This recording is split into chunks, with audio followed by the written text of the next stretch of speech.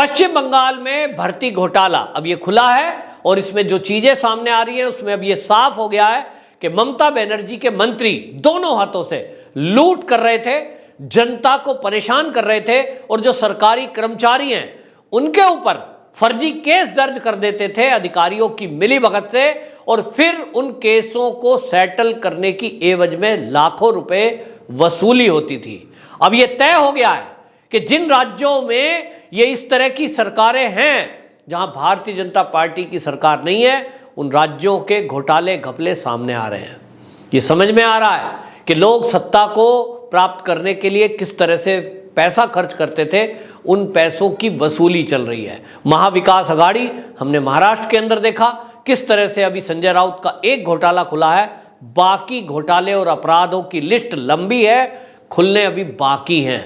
तो यहां पश्चिम बंगाल में जो पार्थ चटर्जी हैं वो जो ये कह रहे हैं कि मेरे खिलाफ षड्यंत्र हुआ है, अब खुलासा ये हो रहा है कि हर मंत्रालय में इसी तरह की लूट की गई, हर मंत्रालय में इसी तरह ट्रांसफर और पोस्टिंग की एवज में करोड़ों रुपए इकट्ठे किए गए और तैयारी सब लोग कर रहे थे कि 2024 का लोकसभा चुनाव मोदी जी को हराने के लिए इस पैसे का इस्तेमाल किया जाएगा।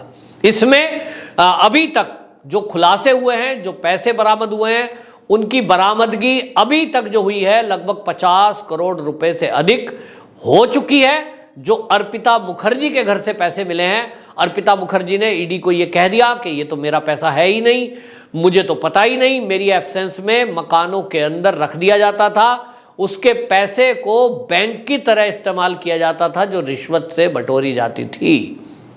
लेकिन अर्पिता मुखर्जी किस तरह का झूठ बोल रही है, उनके झूठ का भी खुलासा अब ईडी ने किया है। ईडी के सूत्रों ने यह खुलासा किया है कि जो उनको रेड के अंदर पेपर प्राप्त हुए हैं, उन पेपरों में जो चीजें सामने आई है उसमें आया है कि अर्पिता मुखर्जी ने 2011-2012 के बीच 18 प्रॉपर्टी खरीदी, करोड़ों रुपए की प्रॉपर्टी, वो भी 18 सौदे उसने किए और वो पार्थ चटर्जी के साथ मिलकर के किए हैं। यानी डील में साइन होते थे साथ में पार्थ चटर्जी के साथ, कुछ बिना पार्थ चटर्जी के डायरेक्ट अर्पिता मुखर्जी के नाम भी प्रॉपर्टी है। तो अर्पिता मुखर्जी झूठ बोल रही है, उनका ये झूठ पकड़ा गया, क्योंकि यदि आप ये कह रहे हो कि जो पैसे रखे गए फ्लैट में, उनके मकान में, उसका तो उनको पता ही नहीं है, तो अर्पिता मुखर्जी आप ये बताएं कि आपने जो स्टंप पेपर तैयार होता है मकान की और फ्लैट की जमीन की रजिस्ट्री के लिए, उस पर साइन किए, उसके लिए फोटो लगती है, उसमें एक आईडी प्रूफ लगता है, वो आईडी भी आपने लगाई, फोटो भी आपने लगाई, साइन साथ में किए, पार्थ चटर्जी के साइन साथ में हो रहे हैं, एवज में आपने 1 रुपया दिया नहीं है। वो रुपए पार्थ चटर्जी ने पेमेंट की, केवल प्रॉपर्टी की मालकिन आप बन गई। तो क्या आपको पता नहीं था कि पार्थ चटर्जी ये जो पैसे पेमेंट दे रहे हैं जिसमें 1 रुपया आपने नहीं दिया और आप मालकिन बनती जा रही हैं कई कई फ्लैटों की, ये किस एवज में आपको बख्शीश मिल रही है? पूछा तो होगा, तो फिर पता कैसे नहीं है? ये सब मिलकर के झूठ बोला जा रहा है। अर्पिता मुखर्जी को अभी तक ये लगता है कि शायद उनको पार्थ चटर्जी पैसे के बल पर उनकी जमानत करा देंगे, थोड़े दिन में वो छूट जाएंगी, उसके बाद उनका झूठ चल जाएगा। लेकिन अर्पिता मुखर्जी को ये बात समझनी चाहिए। और 2 उदाहरण मैं देता हूं जो कि महाराष्ट्र से हैं कि वहां अनिल देशमुख और नवाब मलिक दोनों जेल में हैं और वो ईडी ने ही गिरफ्तार किए हैं। जब तक सही सही जवाब आप नहीं देंगी, जेल से छूटने वाली नहीं है, क्योंकि ये अपराध है। आज मोदी सरकार ने जो ये अपराध की भाषा, ईडी के कानून सख्त किए हैं, इसके अनुसार आपकी जान छूटनी नहीं है। तो अच्छा होगा कि जो गरीबों का हक मारा है, उस हक को मारने वालों के नाम के आप खुलासे करें। लेकिन देखने में ये आता है कि लोग डरे हुए रहते हैं कि कहीं हमने मेन आदमी का नाम खोल दिया तो हमारा क्या होगा। लेकिन पार्थ चटर्जी और अर्पिता मुखर्जी ये दोनों जो जेल के अंदर बंद हैं, ईडी के पास सबूत है कि ये पैसा किसका है, किसके कहने पे किया गया, लेकिन गवाह ये दोनों को बनना पड़ेगा, ये गवाही देनी पड़ेगी। अगर ये गवाही नहीं देंगे तो निश्चित रूप से ये छूटने वाले नहीं है। क्योंकि जब तक ईडी को पुख्ता सबूत नहीं मिल जाएंगे कि घोटाले के तार कहां तक जुड़े हुए हैं, घोटाले का पैसा किसको किनको दिया गया, ये 5,000 करोड़ रुपए का घोटाला है। ये खाली भर्ती घोटाला नहीं है, ये ट्रांसफर, पोस्टिंग और केस, जैसे कि हमने कहा सेटल करने का, किसी का केस चल रहा है उसको बंद करना है, उसके एवज में भी रिश्वत ली गई।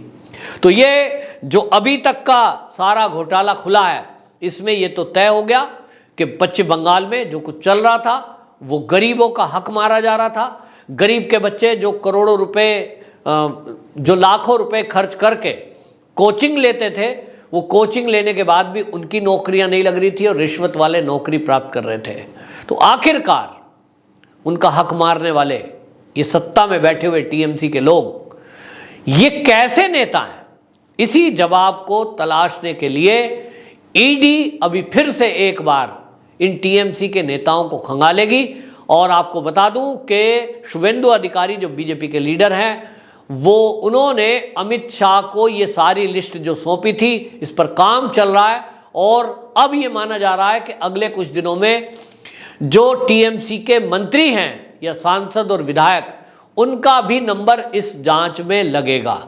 और ये सब मिलकर के ये जो घपला घोटाला कर रहे थे, जब पश्चिम बंगाल के जो टीएमसी के जानकार लोग हैं, जो वहाँ के पत्रकार हैं, वो ये बताते हैं कि यहाँ कोई भी काम सरकार का है तो उसमें ममता बनर्जी को ना पता हो, ऐसा होता नहीं है।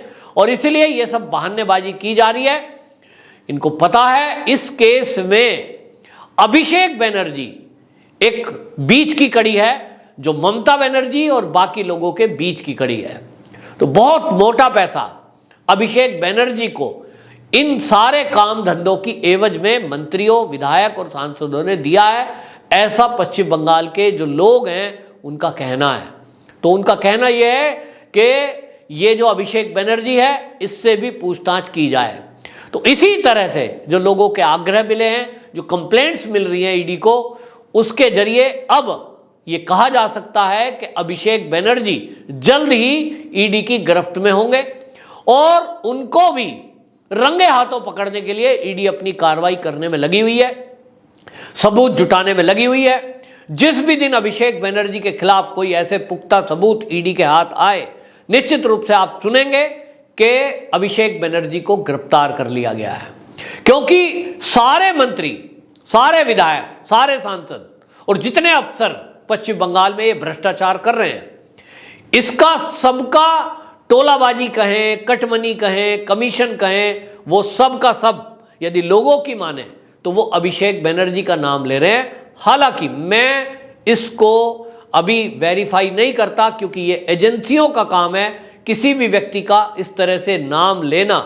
उसको जब तक वेरीफाई नहीं किया जा सकता, जब तक उसको ये नहीं कहा जा सकता कि फला आदमी दोषी है, जब तक कि एजेंसियों के पास भी सबूत ना हो। और यही कारण है कि ईडी अभी तक ममता बनर्जी और अभिषेक बनर्जी का नाम खुलकर नहीं ले रही है। मीडिया में भी ये नाम नहीं कोई ले रहा है, क्योंकि लोगों का मानना है कि जब तक पुख्ता सबूत किसी के पास ना हो, ऐसे किसी को ये कहकर आप बदनाम नहीं कर सकते कि फला आदमी इस घोटाले में दोषी है या उसके तार जुड़े हैं या वो इन्वॉल्व है। और इसीलिए आपको बताएं, जो पश्चिम बंगाल से खबरें आती हैं उसके अनुसार तो ये है कि बेशक इस घोटाले घपले के पीछे ममता बनर्जी का हाथ हो या अभिषेक बनर्जी का, लेकिन लोग बोलने से डरते हैं। क्योंकि पश्चिम बंगाल में ममता बनर्जी ने जैसे ही ये पार्थ चटर्जी की गिरफ्तारी हुई थी, उसके बाद कुछ पत्रकारों को इसी तरह की बात कह करके धमकाया था, पत्रकारों को डराया था कि मीडिया ट्रायल ना करे, कंगारू ट्रायल ना करे, इस तरह के शब्द बोले थे। और पुलिस को भी अलर्ट मोड पर लगाया था कि जो भी इस तरह से मीडिया या सोशल मीडिया में इस तरह की कोई बात करेगा उसको तुरंत गिरफ्तार किया जाए। तो पुलिस अपनी जान बचाने के लिए इस तरह के दबाव में काम कर सकती है। और इसीलिए लोगों का कहना है जब तक ममता बनर्जी की सरकार पश्चिम बंगाल में है, तब तक पूरा घोटाला खुलने का नाम नहीं ले सकता, तब तक ये घोटाला खुल नहीं सकता। और इसीलिए ममता बनर्जी का हटाना बहुत जरूरी है। इस सरकार को हटाकर राष्ट्रपति शासन लगाना जरूरी है। आम जनता इस समय मांग कर रही है कि पश्चिम बंगाल में राष्ट्रपति शासन लगाया जाए, क्योंकि अब उनको पता लग गया है कि ममता बनर्जी की सरकार का मतलब भ्रष्टाचार। कोई मंत्रालय बिना कटमनी लिए काम नहीं कर रहा है, विकास नहीं हो रहे हैं, लोगों के काम नहीं हो रहे हैं और भ्रष्टाचार के चलते लोग त्रस्त हैं। केंद्र की योजनाएं राज्य में लागू नहीं हो रही हैं और ममता बनर्जी का सपना है देश का प्रधानमंत्री बनने का। तो लोग कहते हैं कि इस सरकार को गिराओ, राष्ट्रपति शासन लगाओ और उसके बाद ये जितने भ्रष्ट लोग हैं इनको जेल में पहुंचाओ। देखना होगा केंद्र अब कब ये जनता की मांग पर कार्रवाई करेगी। वंदे मातरम।